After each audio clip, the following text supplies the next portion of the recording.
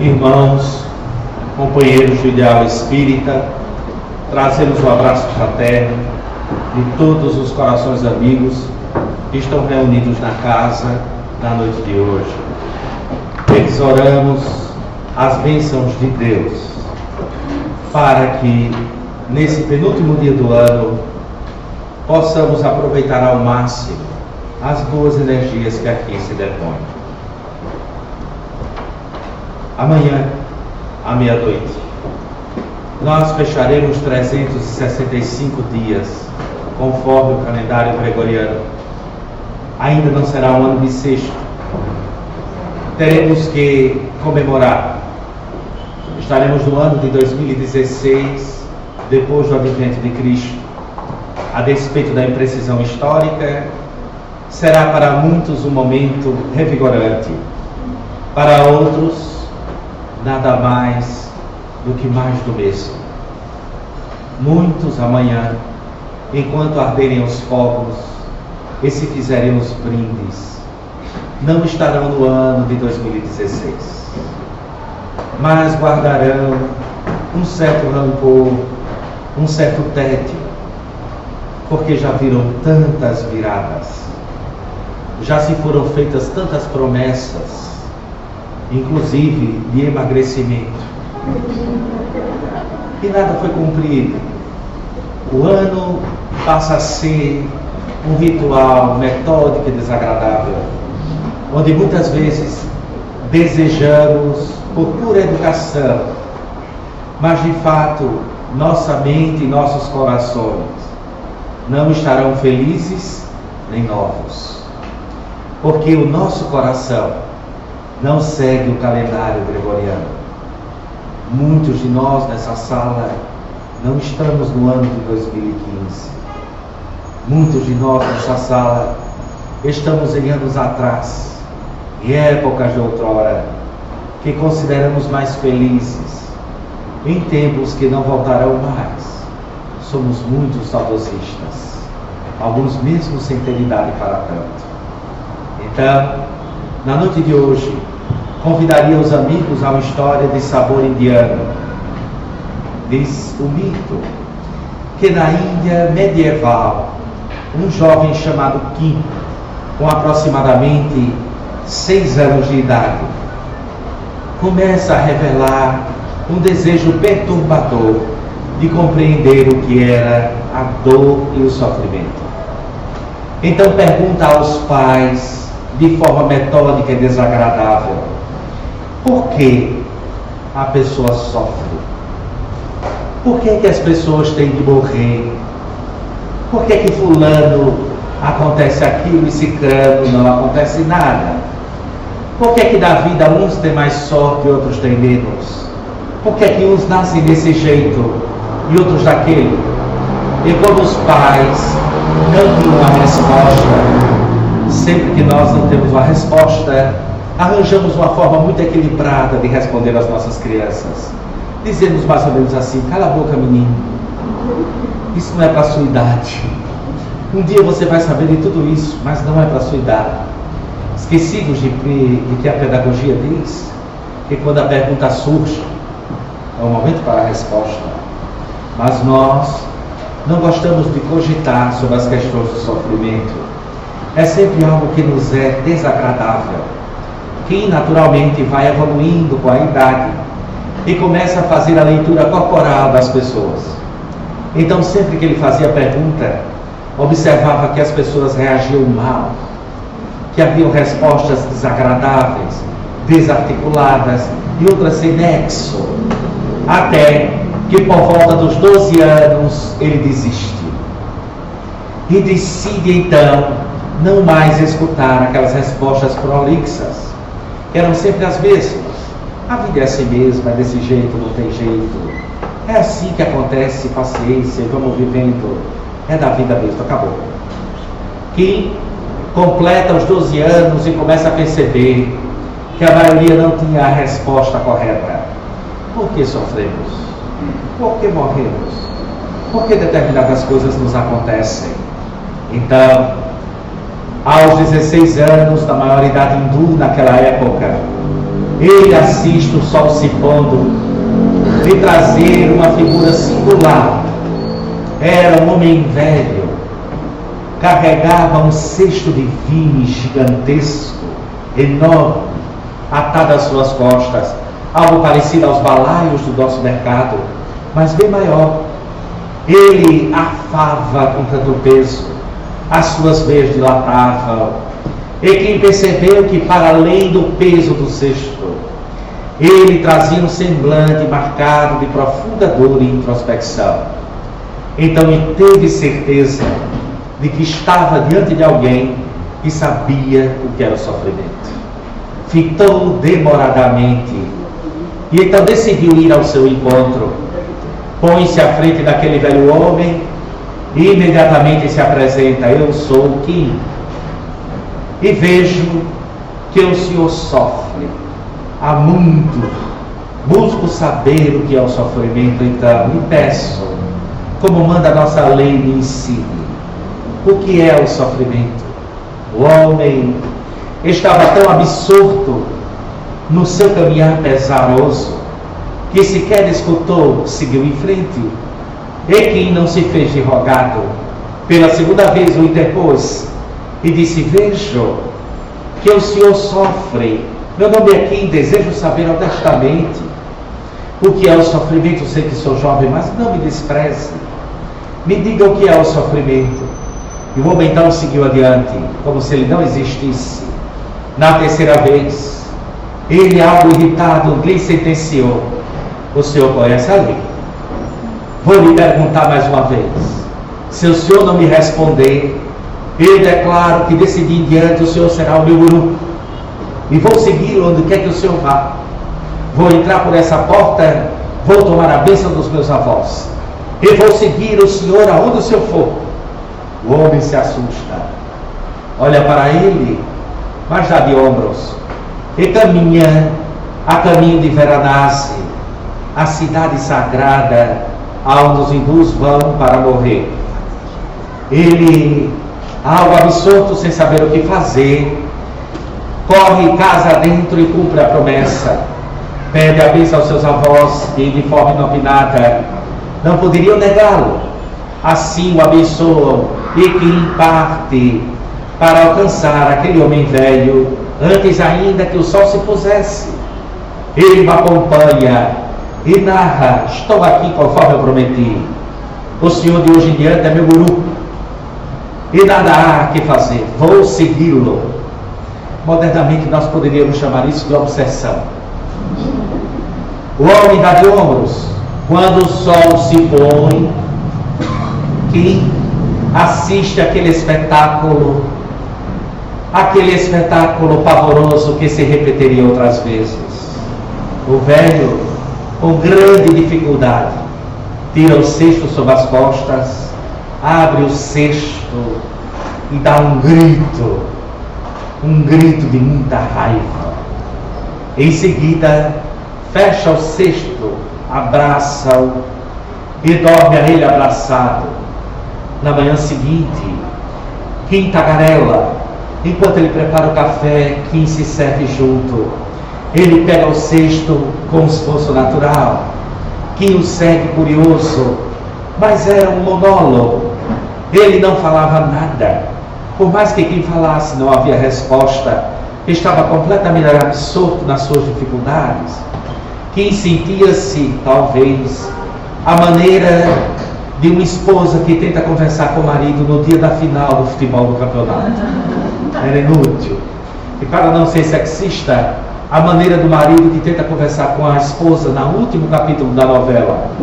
Já tentaram, é inútil. Então era um monólogo. Quem se adapta à ideia e permanece nela está conversando consigo mesmo. Ele mesmo pergunta, ele mesmo responde, estava satisfeito. Ao final do segundo dia, ele assiste novamente aquele espetáculo. O homem tira o cesto das costas, grita, um grito de muita saudade, fecha o cesto, dorme para seguir amanhã do terceiro dia. Ao final do terceiro dia, o espetáculo repetiria-se. mas com uma grande diferença. Estavam muito próximos a Varanasi, mas aquele homem velho já sentia o peso da morte, como só os velhos podem perceber. Então soube que, apesar dos poucos 60 quilômetros, não chegaria a encontrar a cidade sagrada, e que o rio Hindu, o rio Ganges, que passa à margem daquela cidade, estava próximo. Então ele abre o cesto, dá o seu grito, um grito doloroso, de profundo rancor. Fecha-o e, ao acordar naquela manhã, conversa com Kim pela primeira vez. Mas foi uma conversa exótica. Ele vira-se para a criança, 16 anos na época. Hoje, 16 anos, já teria PhD. Então vira-se para a criança e diz: meu nome é Sáteros. Há anos sofro, e tudo o que eu conheço sobre sofrimento coloquei nesse cesto. Quando morrer, o cesto será seu, mas em troca, se nós não chegarmos a Varanasi a tempo, eu sou um homem sozinho. O sofrimento traz a solidão. Então, se não chegarmos a Varanasi, você terá de, em troca do cesto, cremar o meu corpo, como se fosse meu filho mais velho. Você deve cremar o meu corpo em uma pira, e ao entardecer, cumprir os rituais, jogando minhas cinzas ao Ganges. Depois, o segredo do sofrimento será seu.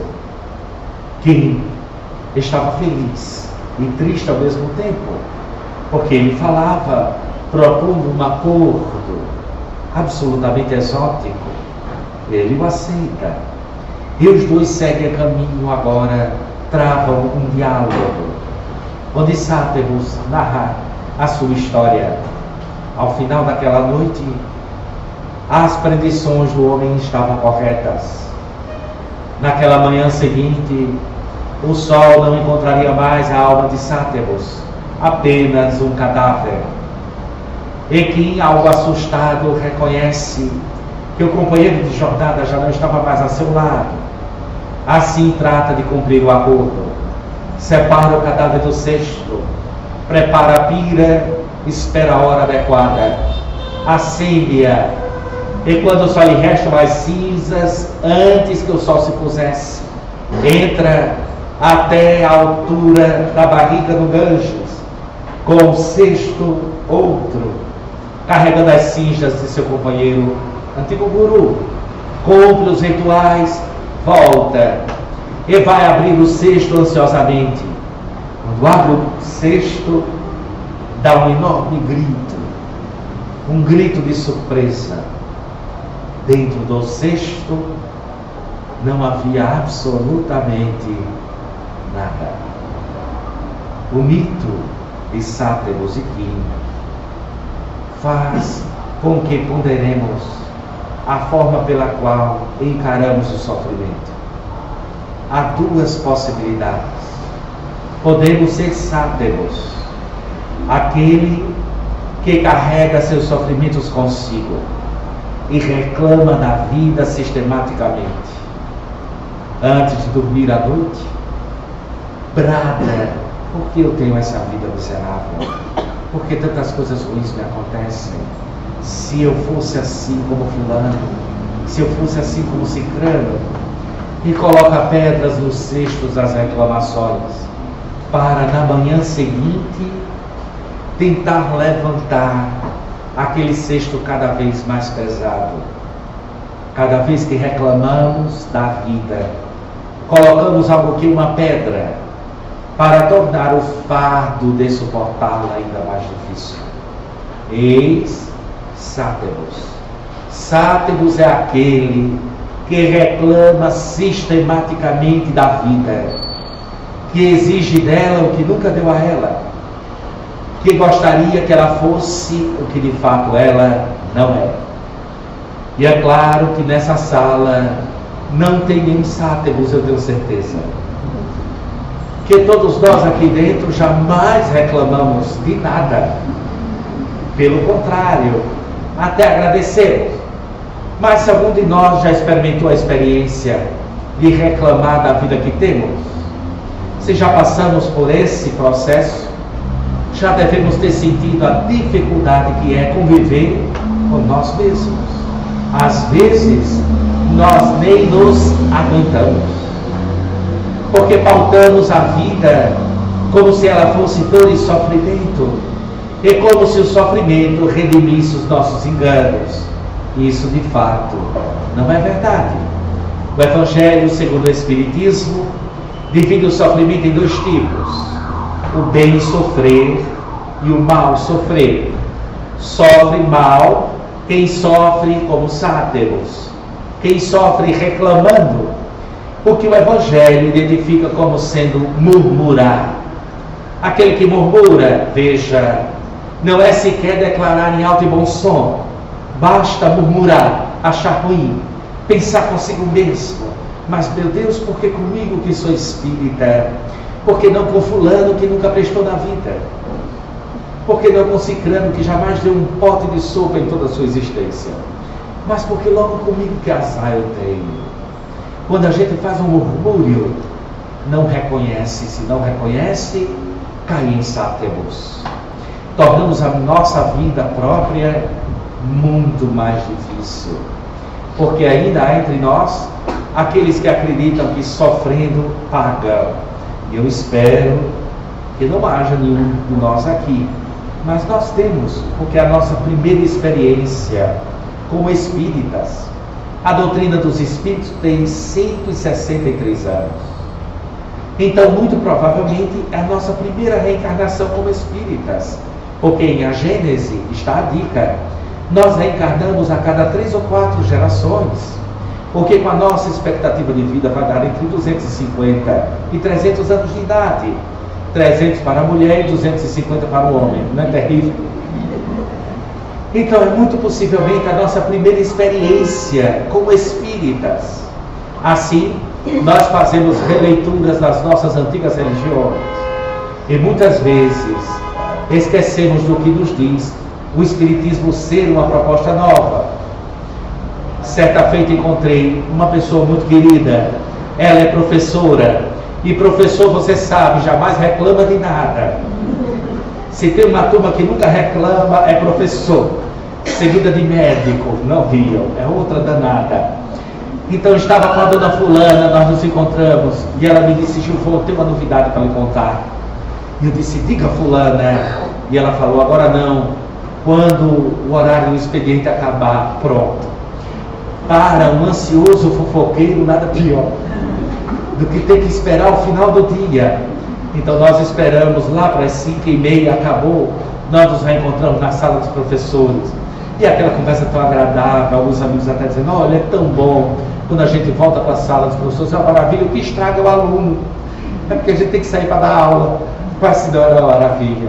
Estávamos lá conversando e ela virou e me disse: olha, tem uma novidade maravilhosa para lhe contar. Eu disse: qual é?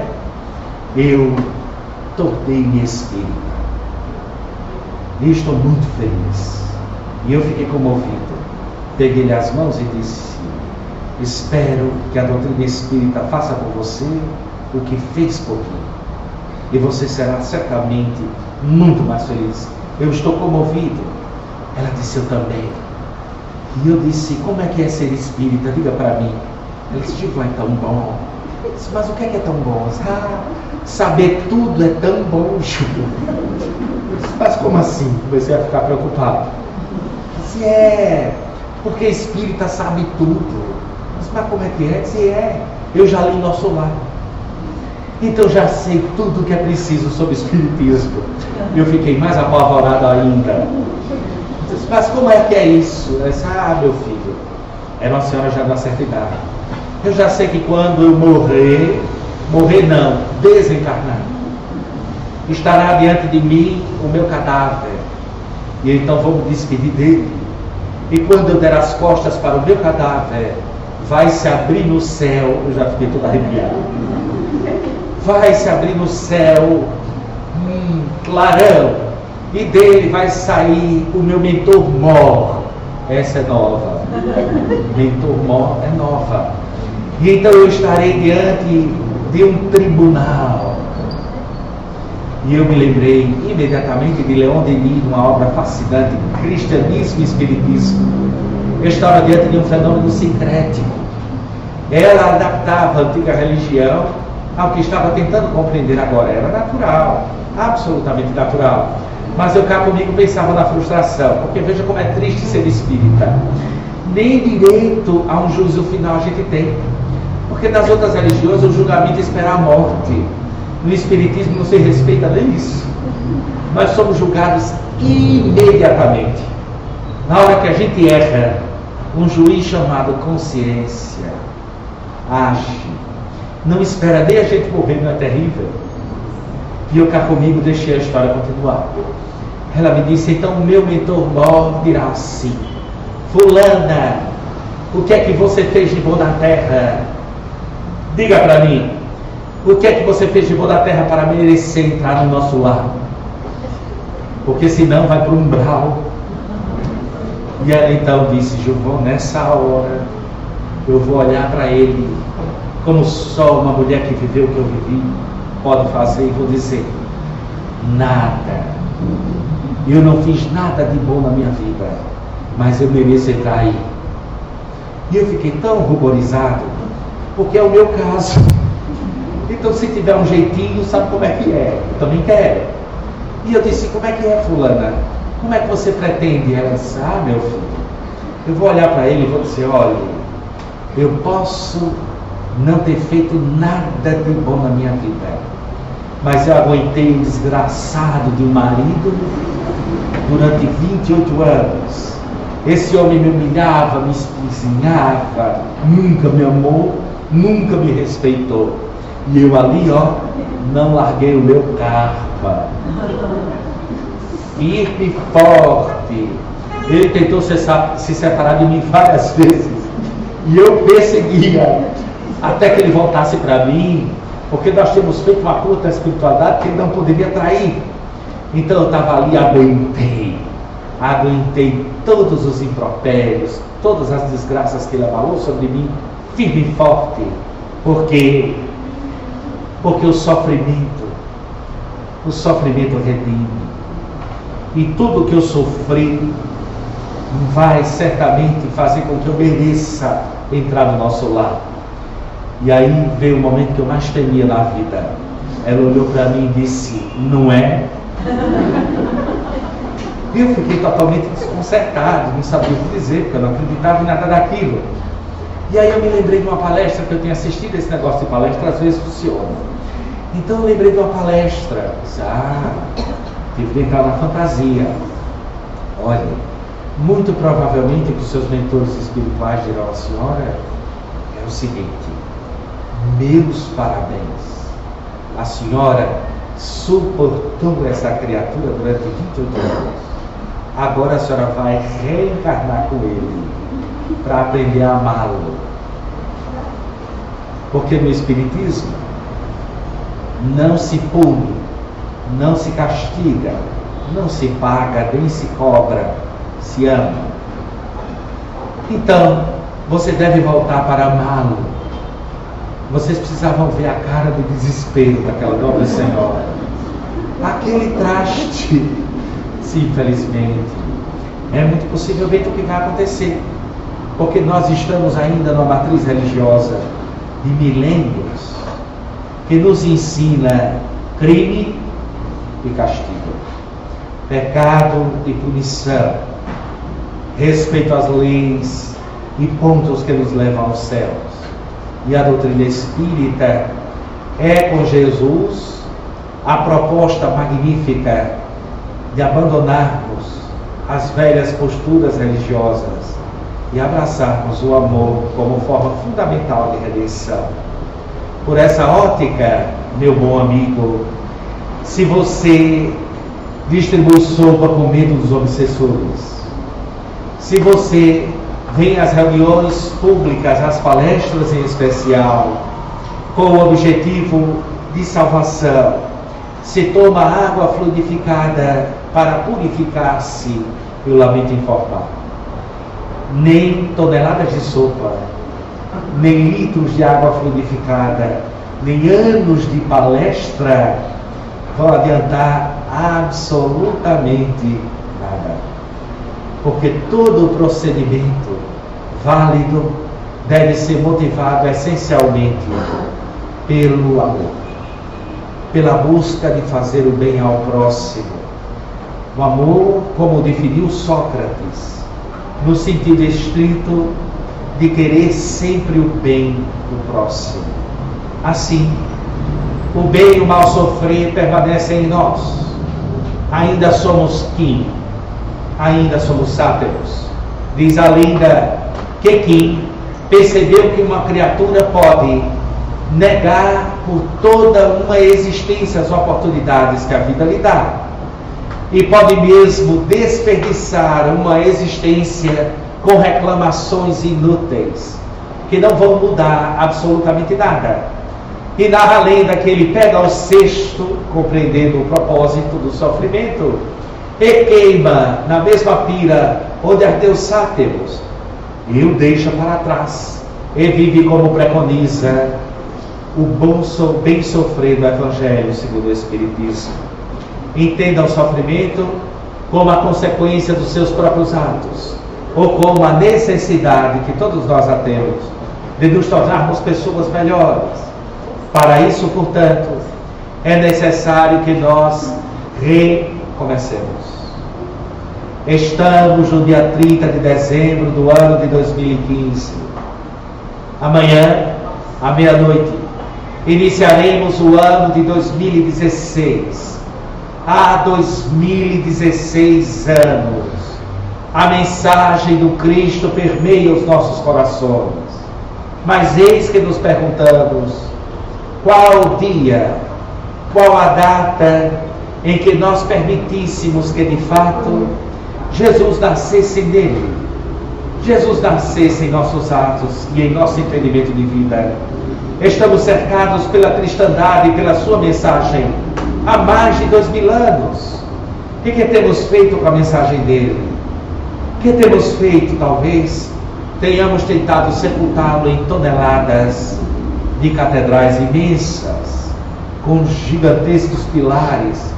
Tenhamos sepultado a sua prática interiorizada, a sua prática sagrada do coração de cada um, e tenhamos substituído ela por práticas externas, exógenas. E o Espiritismo seja a tentativa de nos trazer de volta ao caminho do encontro conosco mesmo, ao caminho da nossa própria mudança, porque somos seres tão curiosos que queremos sempre mudar o mundo, mudar ao outro, mas jamais a nós mesmos. Alguns de nós, enquanto fluem em palestras, encontros, seminários, alguns de nós pensamos: meu Deus, fulano deveria estar aqui ouvindo isso, porque ele precisa tanto. E esquecemos que nós é que estamos, não fulano e não cicrano, mas somos nós que estamos cá presentes. Então a necessidade maior é nossa, e não daqueles a quem abjugamos a presença pelo pensamento. Assim, lembremos-nos dele, o nosso Jesus, que sempre ofertou todas as oportunidades de recomeço. Em especial, eu os convido àquela história formidável daquele cego. A mim, bem a mim, esperava aquela estrada há 12 anos, era cego, perdera a visão ainda jovem, e estava, portanto, garantido o seu direito à mendicância. Era a estrada de Jericó, ligava Jericó a Jerusalém. Jericó, então, era uma cidade pré-histórica, antiquíssima. Era um entreposto comercial muito potente. A estrada era relativamente longa, tinha cerca de 12 quilômetros. E ele ganhava na entrada de Jerusalém o direito de mendigar por sua cegueira. Mas já havia algum tempo que ele, cansado, estava muito cansado de si mesmo. Porque quando a mudança está próxima, nós não aguentamos mais. Jesus é perfeito, tem a perfeita noção do momento psicológico, quando ele diz: vem a mim todos vós, e estabelece uma condição, uma situação especial. É um convite dirigido: vinde a mim todos vós que estáis cansados e aflitos, porque carregar o cesto de sátiros cansa, aflige, e eu vos aliviarei. A mim eram daqueles cansados das reclamações, ainda guardava a memória das flores e praguejava contra a sua doença todos os dias, a ponto de não mais suportar-se, a ponto de tornar-se uma pessoa intragável, porque o sofrimento não ensina, ele oportuniza aprender. É bem diferente. Assim, há pessoas que sofrem, e ainda assim não aprendem. Quantas vezes nós escutamos a criatura dizer algo semelhante: você fala assim porque não passou pelo que eu passei, porque não viveu o que eu vivi, porque não tem a doença que eu tenho, porque se você tivesse, não veria dessa forma. O que clarifica que o sofrimento por si só não ensina, ele é uma oportunidade. Há quem aproveite e há quem a desperdice. A mim desperdiçava, havia se afastado de toda a família e se tornava uma criatura solitária e arrogante. O sofrimento era agora a sua cegueira, o centro da sua existência. Tudo justificava a partir da sua condição, a ponto de ter seu nome riscado do livro dos vivos. Era a tradição antiga. Se riscava o nome daqueles que adoeciam ou eram inservíveis para a guerra ou para o comércio, os homens, porque as mulheres não colocavam seu nome no livro dos vivos. As senhoras tinham algo próximo à vida, mas não era a vida propriamente dita. Então não havia livro para as mulheres, só para os homens. E há quem diga que bom mesmo era antigamente. Então, ele se tornou uma criatura insuportável naquela manhã. Ele escutou que um rabi diferente, Yeshua, o nosso Jesus, estaria lá. E ele se prepara para esse encontro, porque ouviu dizer que Yeshua, o Jesus, curava. Outros foram curados antes dele. Houve um que foi curado com barro sobre os olhos, uma amálgama de barro e saliva foi utilizado para que fizesse primeiro os homens fossem vistos como árvores e depois, como tudo é processual, a sua visão fosse restabelecida. Ele também pudera ressuscitar aos mortos. Era um homem especial e tinha milhares de seguidores, era diferente dos demais messias, porque era acessível aos pobres e desvalidos. Então a mim resolveu ir até Jesus. E naquela manhã quente, no mês de Marzã, ele se prepara e escuta os burburinhos. E então ouve que Yeshua se aproximava. Quando a multidão se densifica, ele começa a bradar com todas as forças: Jesus, salva-me, sou cego, ouve-me, ajuda-me.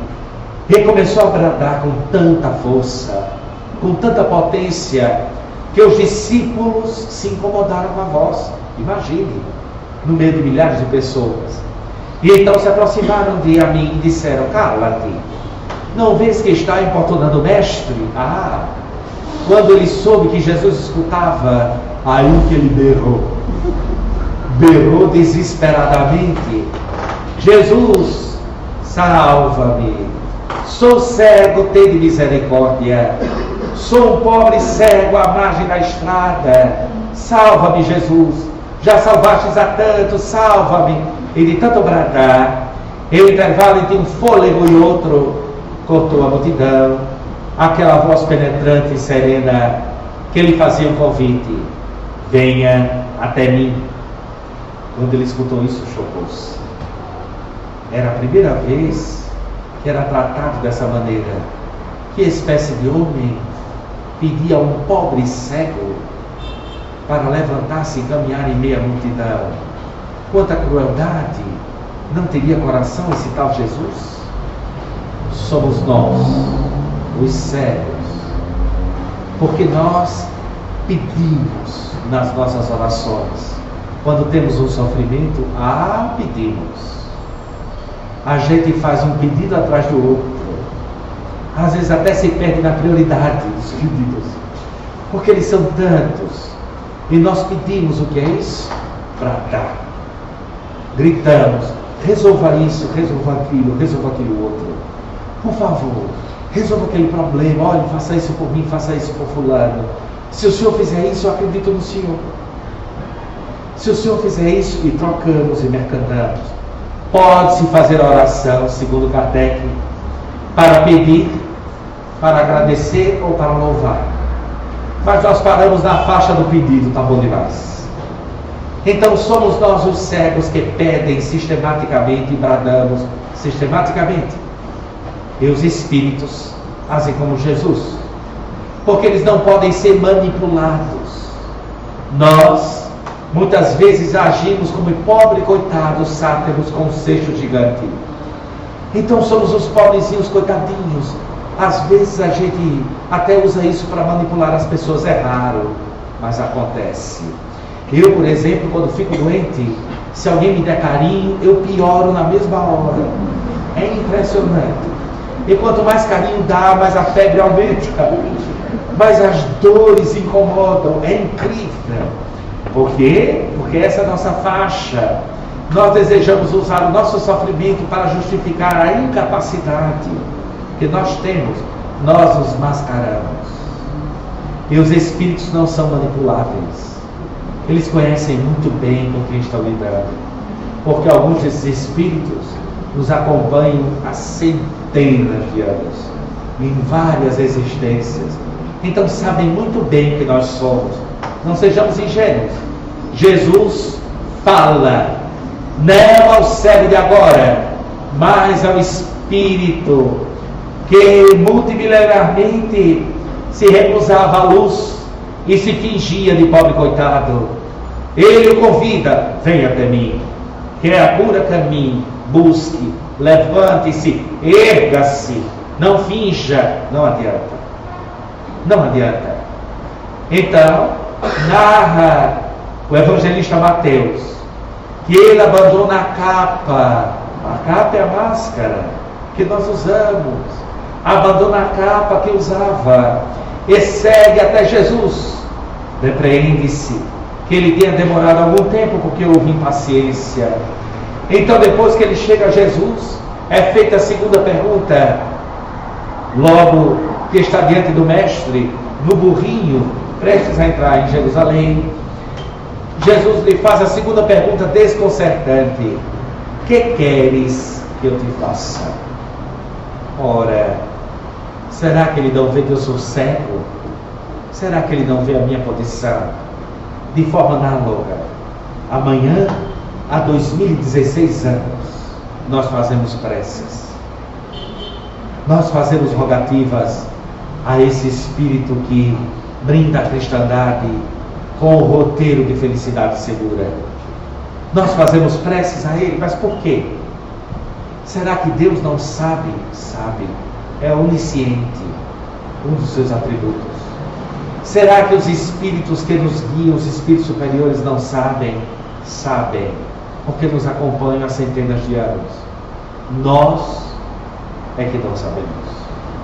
Nós é que não temos clareza do que queremos.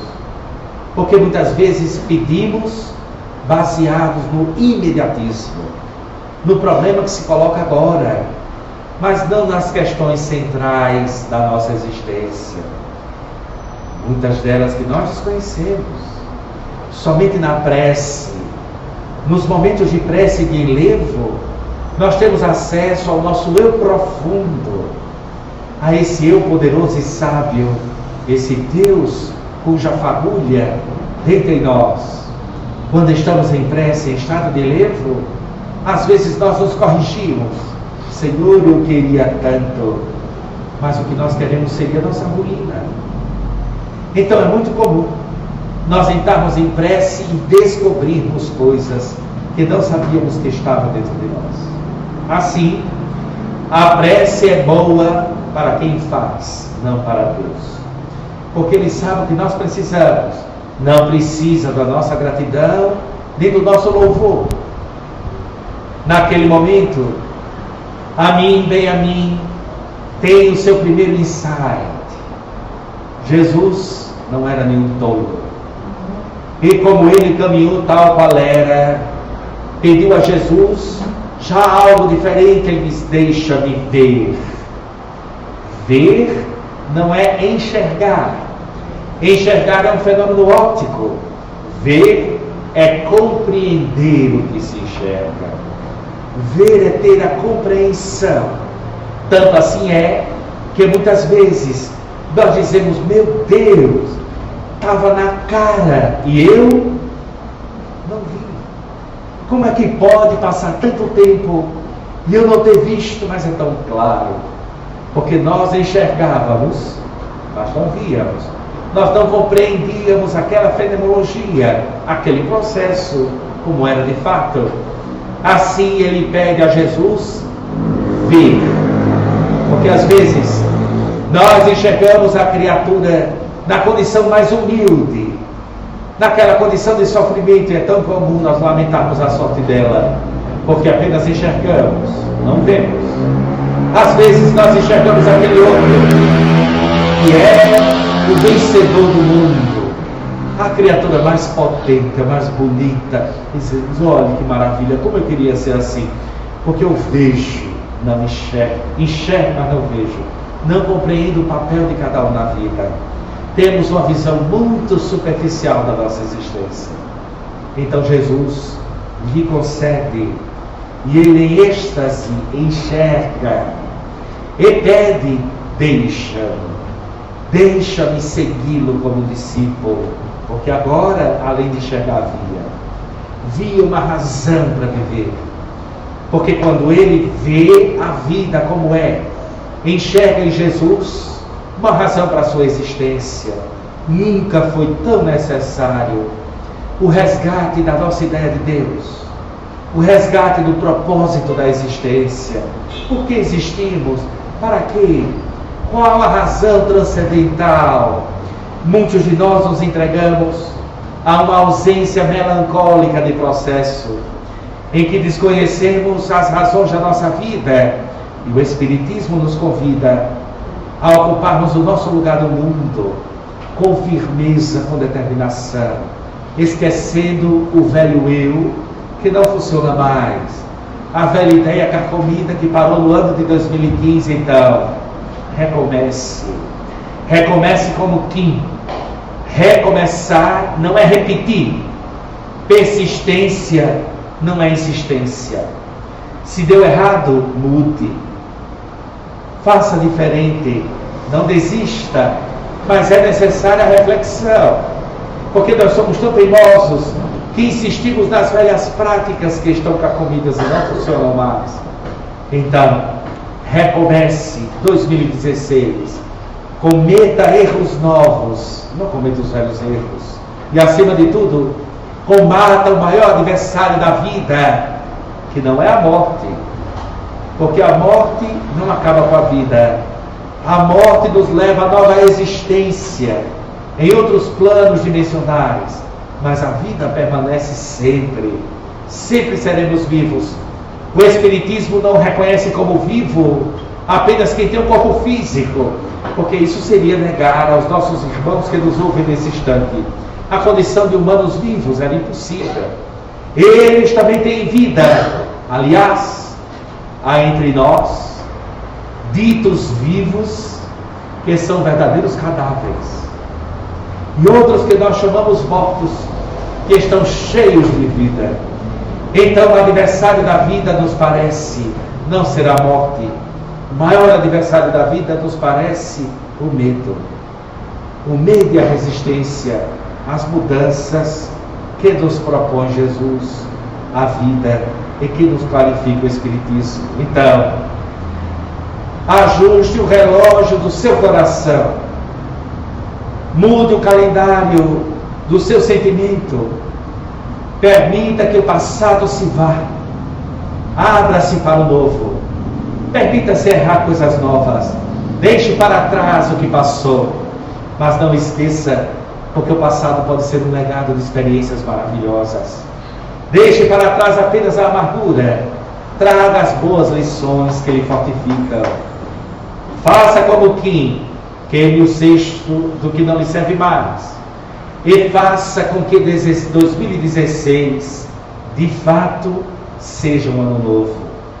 Entre nele uma criatura nova, porque nada muda em mim se eu não mudo para mim. É impossível. É preciso haver a mudança. E Deus nos ajude e nos permita, ano que vem, nos reencontrarmos pessoas novas. Não precisa esquecer o nome das pessoas, serão os mesmos nomes. Mas mude as atitudes, renove-se, seja um homem novo, acorde para a vida, responda a esse chamado de mais de 2000 anos e seremos todos muito mais felizes. Muito obrigado, meus irmãos.